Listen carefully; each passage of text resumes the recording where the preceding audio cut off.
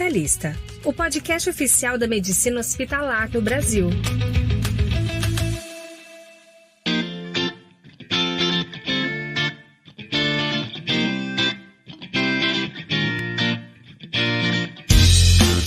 Olá, seja bem-vinda, seja bem-vindo. Começa agora o Hospitalista, podcast oficial da medicina hospitalar no Brasil. Esse projeto que é fruto de uma parceria entre a Sociedade Brasileira de Medicina Hospitalar, a Sobrame, e a equipe de hospitalistas aqui do Instituto Horizonte, em Belo Horizonte, Minas Gerais, equipe da qual eu, Ricardo Braga, faço parte. Nosso episódio de hoje é sobre um tema central dentro da medicina hospitalar, o comanejo clínico-cirúrgico ou simplesmente comanejo. E quem vai conversar com a gente hoje e ajudar a entender e aprender mais sobre o assunto é o Fabrício Fonseca, atual vice-presidente da Sobrame. Seja bem-vindo ao podcast, Fabrício. E eu queria, inclusive, que você começasse se apresentando e contando sobre o seu envolvimento com medicina hospitalar e sua trajetória dentro do comanejo. Primeiramente, Ricardo, muito obrigado pela oportunidade e pela feliz ideia de pautar esse tema muito importante num cenário em que a gente fala de sustentabilidade em saúde. Eu sou médico, formado pela Fundação em Porto Alegre, depois com residência médica na Santa Casa de Porto Alegre e atuo com modelos de medicina hospitalar desde 2013,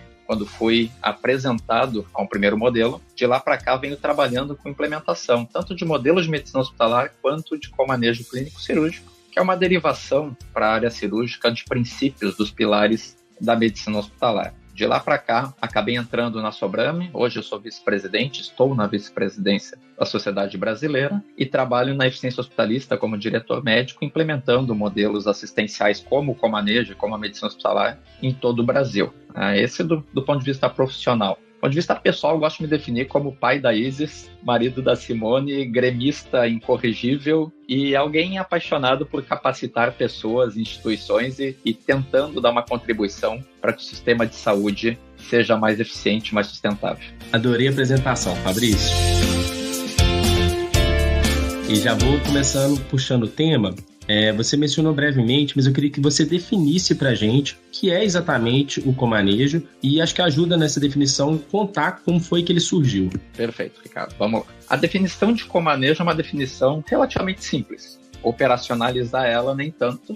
Comanejo é definido como um compartilhamento de responsabilidade entre dois médicos ao cuidar de um mesmo paciente. Quando a gente fala de comanejo clínico cirúrgico, a gente está posicionando um mesmo paciente sendo cuidado por um médico clínico hospitalista e por um cirurgião. Ele surgiu numa necessidade, a experiência americana é muito mais vasta que a nossa, começou muito antes, algo em torno de 10 anos antes da nossa, num cenário em que precisava ter um melhor cuidado de pacientes cada vez mais complexos, um cenário que o desperdício em saúde é muito amplo, muito grande aí, DRG estima e OMS também, algo entre 20% e 40% de desperdício. E a gente precisava ter um cuidado com maior qualidade e maior segurança para o paciente. E aí surgiu o modelo de comanejo.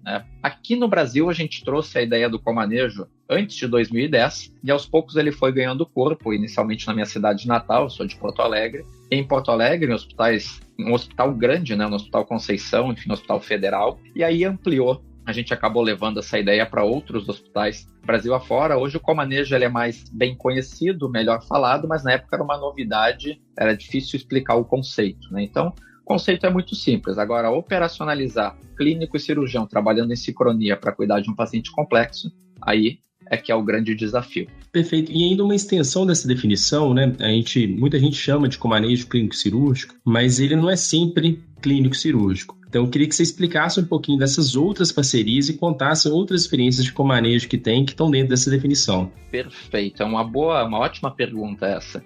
Quando a gente fala de clínico cirúrgico, obviamente, pela nomenclatura, a gente está falando de uma área clínica, uma área cirúrgica, mas comanejo é uma divisão de responsabilidade que pode, sim, ser entre duas áreas clínicas, tá? Existe experiência já, e aí com números, com dados, de melhora de qualidade assistencial, redução de complicações, redução de tempo de permanência, redução de mortalidade em comanejo, tendo um hospitalista e um médico oncologista clínico, por exemplo, então foge da área cirúrgica, e um médico hospitalista e um médico hematologista, por exemplo. Então, paciente muito complexo, acho que esse é o principal, Eu posso pensar em modelos de comanejo variados, e aí a imaginação é um pouco o limite. Eu posso ter um modelo hospitalista e psiquiatra, por que não? Cada vez mais os pacientes psiquiátricos têm demandas clínicas também. Mas o importante aqui é que o comanejo ele sempre vai ter que entrar num grupo ou num subgrupo de pacientes que tenha complexidade, né? Então, se eu tenho um paciente hematológico no hospital, eu tenho um paciente, no geral, com doenças graves, doenças complexas. Eu tenho um paciente oncológico,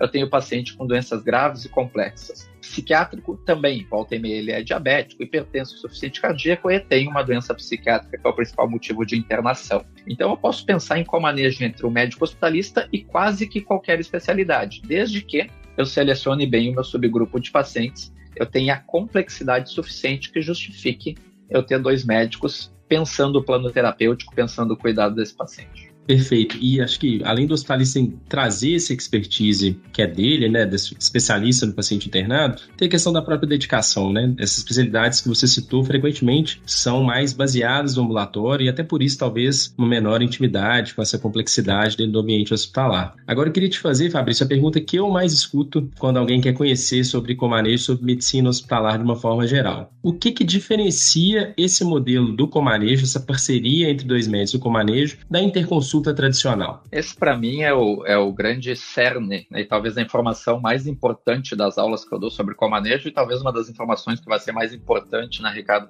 para o ouvinte desse podcast. A relação clínico-cirurgião ou clínico e outra especialidade clínica sempre existiu. Só que ela é baseada em interconsulta, parecer, consultoria, aí varia de estado para estado um pouco a nomenclatura, mas o que muda é que um modelo é reativo. Quando eu tenho interconsulta, eu tenho parecer, eu tenho consultoria, seja lá o nome que se der, eu tenho que acionar esse outro profissional por um motivo específico. Então, é reativo. Já aconteceu um problema. Vou dar um exemplo. Eu tenho lá um paciente ortopédico internado por uma fratura de fêmur e ele é diabético. Se é no modelo tradicional, eu tenho o ortopedista me acionando quando tem 400, 500 de glicemia, quando tem um pico pressórico, quando tem uma infecção já estabelecida. O modelo de comanejo, eu tenho um modelo proativo. Então, um dos princípios do comanejo é eu ter critérios de inserção do paciente. No momento que um paciente interna no hospital para aquela especialidade no qual existe comanejo, vamos pegar como exemplo a ortopedia, já que a gente está usando ela, o paciente tendo o critério, ele no D0, no primeiro dia de internação, ele já entra para o comanejo. Então, eu não preciso esperar o diabetes dele ter um pico de glicemia, eu não preciso esperar a pressão estar alta, eu não preciso esperar ele ter uma infecção. Eu, inclusive, trabalho para evitar isso, né? Então, o médico hospitalista que entra, ele entra para dar um cuidado muito mais holístico, muito mais global, muito mais amplo para o paciente, em detrimento da consultoria, em que eu sou chamado por algo específico. A outra questão importante é o grau de autonomia. Volta e meia na consultoria, no parecer, eu sou chamado e eu sugiro. E eu sugiro colocando isso num prontuário. Prontuário não é meio de comunicação entre médicos. Prontuário é um meio de registro. Prontuário é uma forma de registrar a informação do paciente. Volta e meia essa informação não é lida pelo colega. Ou volta e meia essa informação passa despercebida e é vista tardiamente, né? Então, eu tenho uma limitação. No comanejo, em contrapartida, eu vou lá e altero a prescrição. Então, se eu acho que tem que mudar um antibiótico, se eu acho que tem que pedir um exame, se eu tenho uma conduta clínica a respeito do caso, eu vou lá e executo a conduta clínica. Então, bem, o grau de autonomia muda bastante de um modelo para o outro. Assim como muda o acompanhamento. Eu entro para tratar o diabetes ou para compensar a hipertensão no modelo tradicional, mas eu não entro só para isso no comanejo, eu entro para cuidar do paciente internado junto com o médico cirurgião, seja qual for a demanda clínica que esse paciente tenha,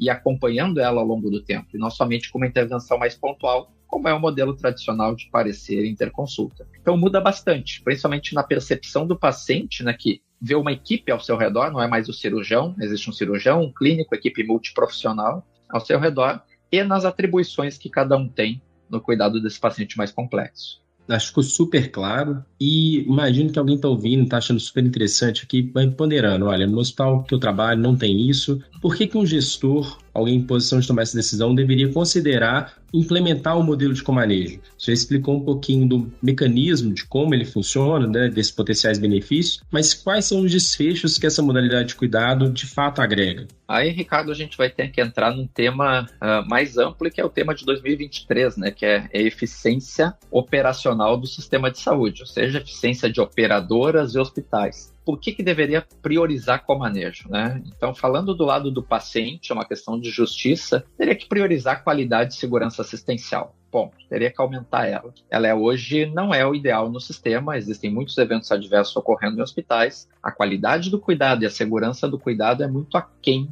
do que deveria ser, apesar dos esforços de todos os entes em melhorar. Segundo ponto é a sustentabilidade do sistema como um todo. A gente tem que procurar modelos assistenciais diferentes do que a gente tem como os modelos tradicionais. Por um motivo simples, os modelos tradicionais são custosos, têm alto desperdício e entregam baixa qualidade e segurança. A gente precisa do modelo que amplie qualidade e segurança, reduza desperdício. Isso fala de eficiência assistencial, ou seja, a gente tem que ter um modelo mais eficiente. Aí entra a escolha do gestor. Mas no ano em que a gente vê hospitais reportarem prejuízos, operadoras reportarem prejuízos, em que a saúde discute a sua sustentabilidade no médio e longo prazo, a gente precisa repensar modelos assistenciais que podem sim contribuir com essa sustentabilidade. Por quê? Porque o comanejo, ele além de ampliar qualidade e segurança, ele reduz tempo de permanência do paciente dentro do hospital, portanto evita desperdício, ele reduz complicações no pós-operatório, ele reduz taxa de cancelamento cirúrgico, uma vez que o paciente está melhor compensado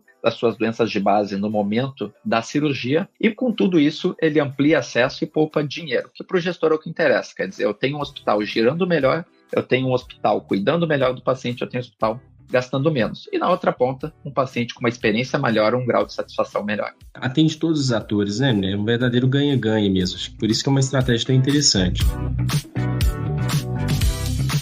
Puxando esse gancho agora dos desafios da comunicação, eu ia te perguntar, a gente enfatizou muito o lado positivo dessa parceria. Existem riscos associados ao modelo, a implementar um modelo de comanejo? Infelizmente, Ricardo, sempre há riscos, né? A gente adoraria dizer que é um modelo perfeito, que não há riscos, mas há sim. Então, o primeiro deles, quando gestores, ou enfim, pessoas ligadas a serviços de hospitais querem implementar um modelo de comanejo que a gente levanta, é a questão de sobrecarga. Ou seja, eu tenho equipes médicas colocadas no hospital para um cuidado de pacientes clínicos, por exemplo. Se eu quero fazer comanejo, eu vou ampliar a carga de trabalho dessas equipes. Então, eu, gestor, tenho que estar ciente que isso geralmente resulta em necessidade de ampliação de atuação de equipes em hospitais. Porque senão o médico que antes via 10 pacientes passa a ver 20 pacientes, começa a ter uma sobrecarga e o resultado entregue não é o ideal. Então, a primeira questão é conseguir entender que esse é um projeto que resulta em economia, resulta em redução de desperdício e melhora de qualidade assistencial, mas de início, muitas vezes, eu tenho que ter um investimento em ampliação de equipe para dar conta de uma demanda cirúrgica, que antes era só do cirurgião, e agora passa a ser também clínica, também do hospitalista. O segundo ponto, como eu trouxe antes, e talvez o mais crucial, no momento que eu tenho um modelo implementado, é conseguir ter uma atuação sinérgica, uma atuação em conjunto entre clínico e cirurgião. São médicos bastante diferentes na forma de atuar, na forma de pensar, na questão cultural médica, e que precisam trabalhar para o mesmo objetivo e precisam se comunicar, né? Então, assim, esse é o grande gargalo. Eu preciso criar uma confiança de parte a parte e um meio de comunicação que pode se dar através de huddles, de rounds multidisciplinares, enfim, mas precisa haver uma comunicação. Eu, hospitalista, tenho que informar o cirurgião qual é a conduta clínica, o que eu estou pensando, e o cirurgião precisa, em contrapartida, ter um planejamento cirúrgico desse paciente e informar o hospitalista a respeito. Esse talvez seja um dos grandes gargalos, porque quando não há comunicação, gera os demais problemas que surgem do comanejo. Ao invés de ter 2 médicos cuidando do paciente de forma harmoniosa, vamos colocar assim, eu começo a ter fragmentação do cuidado. Começo a ter uma conduta clínica e uma conduta cirúrgica que não se conversam. Eu começo a ter uma equipe fragmentada e esse cuidado para o paciente fragmentado. Ou seja, eu começo a perder a essência do comanejo, que é uma divisão de responsabilidades. Um passo adiante, eu tenho talvez o mais grave, né? Eu começo a ter equipes que não confiam entre si, uma na outra, cuidando dos meus pacientes, que é um problema, né? Eu sou clínico e tenho um cirurgião que não confia na minha conduta e o oposto pode ser verdade. Por falta de comunicação importante, a origem disso tudo está lá atrás em não ter um ponto de comunicação entre as duas equipes. Então seriam talvez os gargalos mais importantes. O último eu abordei ao longo da conversa nossa, é escolher o paciente errado para o comanejo. Então, se eu quero ter um resultado adequado, de novo, eu tenho que usar métricas na internação do paciente, e o modelo ele é mais preditivo do que reativo, ou seja, eu tenho que selecionar esse paciente no início da internação dele, portanto, eu tenho que ter critérios de seleção que me levem a selecionar uma população adequada de pacientes para eu fazer o comanejo, para que o meu resultado seja máximo ou muito próximo do máximo com o modelo. Acaba que é um desdobramento do que você acabou de falar, mas eu acho que vale a pena a gente aprofundar. O gestor que está ouvindo que pode estar desconfiado, olha, falando que aumenta a eficiência, que vai reduzir meu custo, mas eu vou aumentar meu quadro e vou ter 2 médicos fazendo o trabalho de um paciente. A gente tem registros, documentos objetivos que de fato globalmente sugerem economia? Sim, existem artigos já metrificando essa economia em populações de pacientes dessas especialidades que eu citei. Então, a ortopedia tem, né, outras especialidades cirúrgicas também tem. A gente pode extrapolar no momento que eu tenho redução de tempo de permanência, né? Então eu consigo metrificar a minha economia na questão de permanência, lembrando que o principal desperdício dentro da saúde é tempo de permanência fútil em hospital, e esse é um resultado que o comanejo impacta em cheio. Então, sim, por mais que eu tenha um investimento inicial em equipe, isso pode ou não ser verdade, eu só estou trazendo como um alerta, dependendo do hospital, existem equipes médicas mais ociosas, eu consigo usar parte dessa ociosidade dentro do modelo sem agregar novas contratações. Mas como alerta, às vezes é necessário sim ter uma ampliação de quadro, uma contratação como contrapartida, um investimento a ter equipes com capacidade de dar conta de mais pacientes e cuidar melhor dos pacientes. E aí minha economia aparece ao longo do tempo. Mas respondendo, Ricardo, a tua pergunta diretamente, sim, tem evidência e literatura já metrificando a economia a respeito do cuidado em saúde e do tempo de permanência desse paciente dentro das instituições hospitalares. Perfeito, Fabrício. E você falou que muito do seu trabalho hoje é direcionado para a implementação. Então, eu quero te fazer a pergunta de $1 milhão aqui. Decidi que quero ter um serviço de comanejo. Como que eu vou estruturar isso? Como que eu vou criar essa parceria de comanejo para potencializar o benefício e minimizar os riscos? O que seriam os passos essenciais? Perfeito. Essa é a pergunta de $1 milhão realmente, né? Então, existe bastante material para se estudar sobre o modelo, tá? Dentro de livros, existe um guia de medicina hospitalar escrito, então, aqui no Brasil, em português, existe material da Sociedade Brasileira de Medicina Hospitalar, existe bastante material da Sociedade Americana de Medicina Hospitalar, a SAGM, então são fontes de consulta. A sociedade está disponível, eu falo como vice-presidente da sociedade para auxiliar, então se alguém que está nos ouvindo tiver dúvida, tiver curiosidade sobre o modelo, quiser aprender sobre a implementação, a gente está disponível. Mas algumas dicas importantes é, primeiro, olhar o motivo pelo qual eu quero implementar o comanejo. Se é que vai ter ganho. Isso tem que ser metrificado.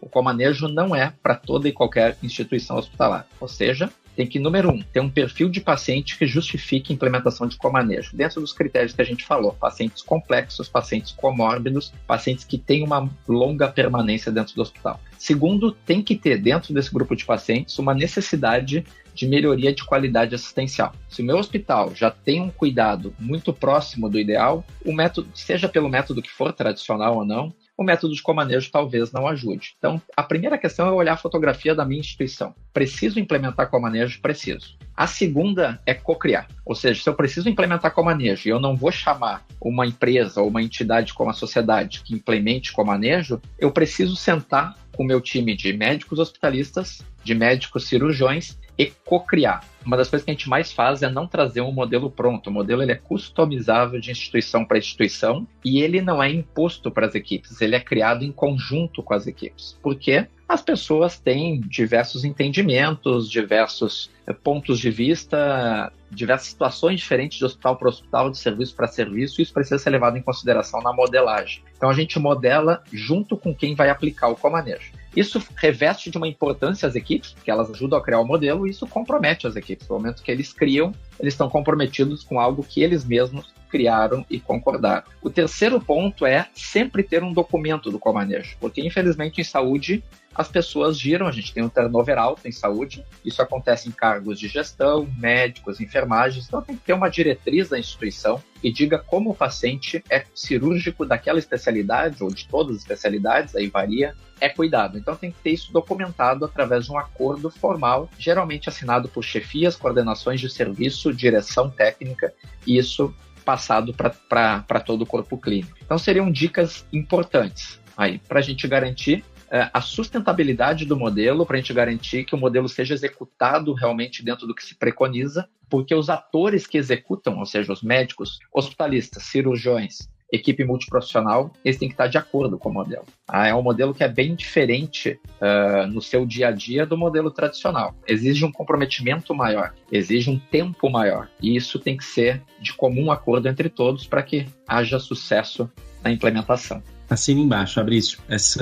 Uma vantagem adicional desses acordos formais de comanejo é que o papel ele precisa de uma clareza, né? Ele exige isso. E essa clareza dos papéis evita um outro risco que me preocupa muito, que é aquela aberração de escopo, né?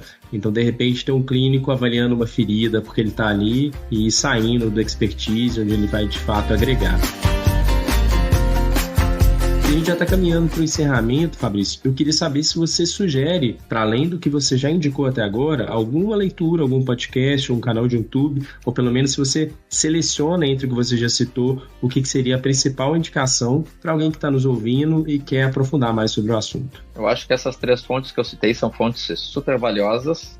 Ressalto aqui a questão da sociedade americana, que tem muito mais material pela questão de mais tempo dentro do modelo, muito mais evidência, né, Ricardo? Então, várias questões que você trouxe aí tem impacto financeiro, enfim, econômico nas instituições, isso os americanos têm bastante material. Então, o Journal of Hospital Medicine, a própria sociedade americana, né, de medicina hospitalar, a Society of Hospital Medicine, o The Hospitalist também tem bastante material, então são fontes bem valiosas, além da Sociedade Brasileira de Medicina Hospitalar, que vem trabalhando para levar esses conceitos adiante, né? Fabrício, foi excelente a nossa conversa, aprendi muito, mas talvez a coisa mais importante individualmente, que me dá mais prazer de fazer esse podcast, é a oportunidade de conhecer pessoas que estão trazendo a medicina hospitalar, vivendo isso, trabalhando com inovação e que sempre agregam. Então, aprendi muito, tenho certeza que quem nos ouviu hoje aprendeu também. Agradeço a sua participação aqui com a gente. Ricardo, eu que agradeço. Como foi mencionado, fica o convite para 29 e 30 de setembro em São Paulo, o Congresso de Medicina Hospitalar, que está com o valor atual até 30/6 para inscrições. Então aproveite e se inscreva e a gente se encontra no Congresso em São Paulo em setembro. Abraço. Até lá. E você que gostou do episódio, não deixe de compartilhar com quem você acha que pode se interessar e seguir a gente, assinar no seu agregador de podcast favorito. Até a próxima.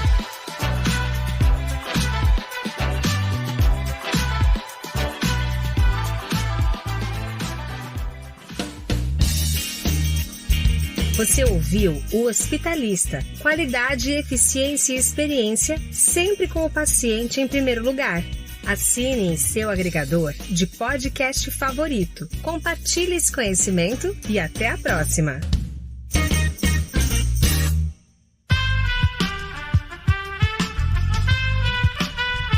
Esse podcast foi editado por Aerolitos Edição Inteligente.